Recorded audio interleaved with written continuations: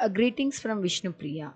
In this PPT, we are going to see about the how to compute income from house property. So, in our yearly PPT, I mentioned that the individual, any person who will be earning five type of income. The five types of income are: first one is he may get salary, and the second one is income from house property. Third one is income from business or profession. Fourth one is income from capital gains, and the last one is income from other sources. In this PPT, we can see how to compute the house property income. So the basis of charge, income from house property is dealt under section 22. So what do you mean by house property? There must be one property, and the property must consist of building and land thereto. The For that property, the assessee must be the owner or deemed owner of the property. So the income should be from letting out of the property.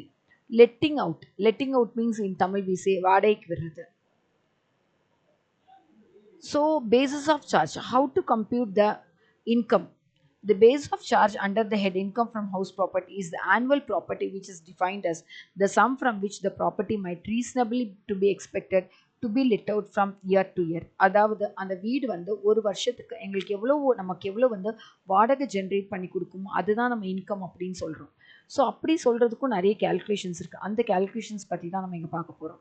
Under the Income Tax Act 1961, the basis of charge of income tax in respect of income from house property is based on three essential components. So, ஒரு person income from house property என்னென்ன பேசிக் conditions பார்த்தீங்கன்னா, first one, அந்த property வந்து அங்கே ஒரு building இருக்கணும், இல்லைன்னா land இருக்கணும். அந்த பில்டிங்க்கு வந்து the அசஸி தான் ஓனராக இருக்கணும். the அசஸி வந்து அவனோட ஓன் பிஸ்னஸ்க்கோ ஓன் ப்ரொஃபஷனுக்கோ அவன் யூஸ் பண்ணக்கூடாது. So the building it is an enclosure of brick or stone work covered by the roof. பில்டிங்கோட டெஃபினேஷன் அதை சுற்றி வந்து பிரிக்கால கவர் ஆகிருக்கணும், ரூஃப் இருக்கணும் அப்படின்னு சொல்ல வர்றாங்க. So the அசஸி must be the owner அப்படின்னா அவன் தான் வந்து அந்த பில்டிங்க்கு வந்து ஓனராக இருக்கணும். The owner must be an individual, firm, company, any other person. The assessee must be the legal owner or the beneficial owner.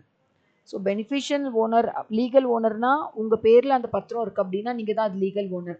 Beneficial ஓனர்னால் நிறைய பேர் வந்து மைனரோட பேரில் இல்லைன்னா ஹஸ்பண்ட் ஆர் அவங்களோட ஸ்பவுஸோட பேரில் வாங்கி வைப்பாங்க.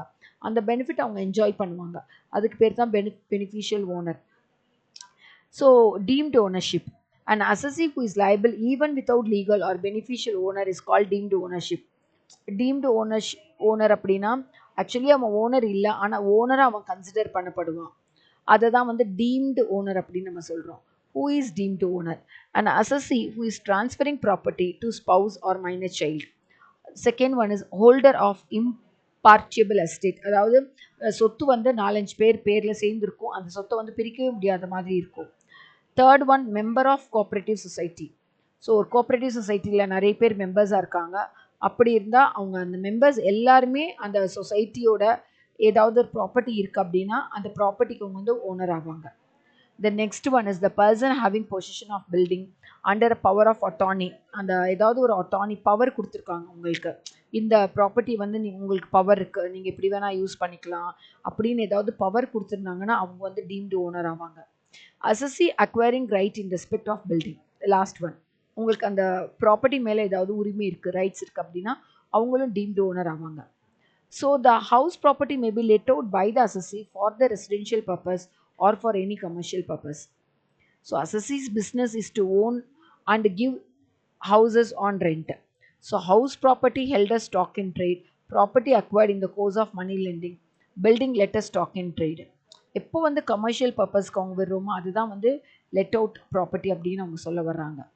So income from house property fully exempted from tax. So farm ஹவுஸ்லேருந்து வர income, house property held for charitable purpose, self-occupied by the owner of the property for residence or carrying out own business.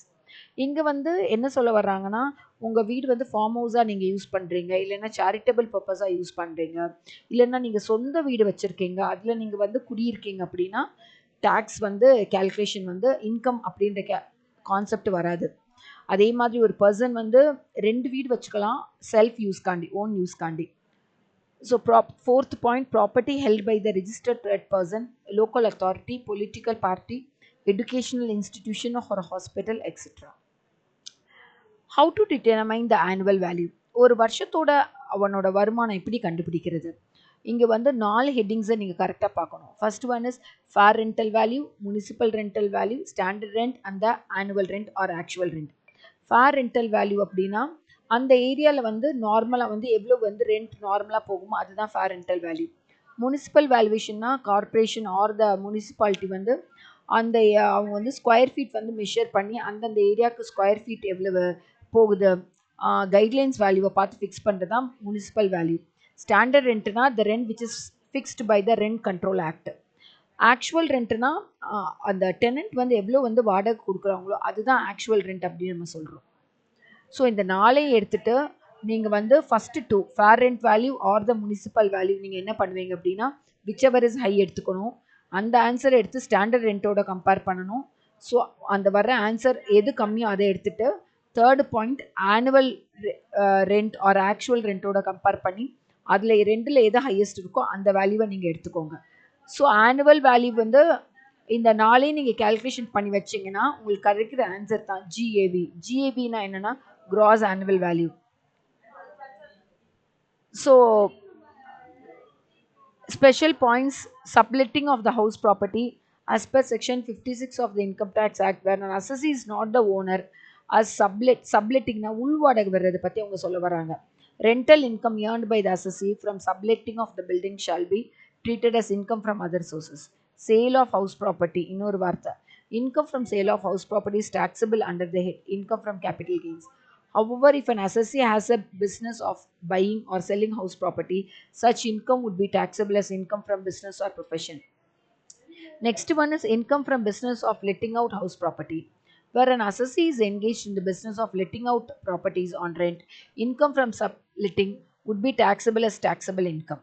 And the next one is annual value of the house property will be chargeable under the head income from house property where it is held by the assessee as stock in trade of a business.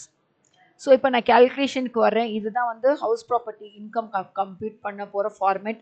Cross annual value எப்படி கண்டுபிடிப்போம்னா fair rental value municipal value highest value எடுத்துக்கோங்க. அதுக்கப்புறம் standard ரெண்ட்டோட compare பண்ணுங்கள் whichever is less எடுத்துக்கணும். அந்த ஆன்சரை வச்சு ஆனுவல் வேல்யூவோட கம்பேர் பண்ணுங்கள் விச் எவர் இஸ் ஹை. அதுதான் உங்களுக்கு வந்து க்ராஸ் ஆனுவல் வேல்யூ மைனஸ் நீங்கள் முனிசிபாலிட்டி டேக்ஸ் அதாவது சொத்து வரியை கழிக்கணும். இந்த சொத்து வரியை கழிக்கிறப்ப ஹவுஸ் ஓனர் எவ்வளோ பே பண்ணுறாங்களோ அது மட்டும்தான் எடுத்துக்கணும். which gives net annual value. net annual valueலேருந்து 2 டிடெக்ஷன்ஸ் இருக்குது. Standard deduction under section 24. First deduction என்னென்னா 30% of the NAV. Second deduction என்ன அப்படின்னா நீங்கள் வந்து வீடு வந்து லோன் வாங்கியிருக்கீங்க. அந்த லோன் வந்து 1499க்கு முன்னாடி வாங்கியிருந்தீங்கன்னா 30,000 maximum allowed interest on loan. And 1499க்கு அப்புறம் வாங்கியிருந்தீங்கன்னா மேக்ஸிமம் அலவுடு இன்ட்ரெஸ்ட் எவ்வளோனா 2 lakhs. இந்த ரெண்டுமே வந்து மேக்ஸிமம் அலவுட் 30,000 ஆர் 2 lakhs எப்போனா செல்ஃப் ஆக்குபைடுக்கு மட்டும்தான் வரும். லெட் அவுட்டுக்கு வந்து உன்னோட இன்ட்ரெஸ்ட் கேல்குலேஷன் அப்படியே எடுத்துக்கணும். ஸோ இது எல்லாமே நீங்கள் வந்து ஃபார்மேட் படி உங்களுக்கு ஆன்சர் போட்டிங்கன்னா there comes income from house property. So computation of gross annual income already I have discussed. So that's all with computation of house property. So in the basic format வச்சு நீங்கள் problem போட்டிங்கன்னா I will understand better. Thank you.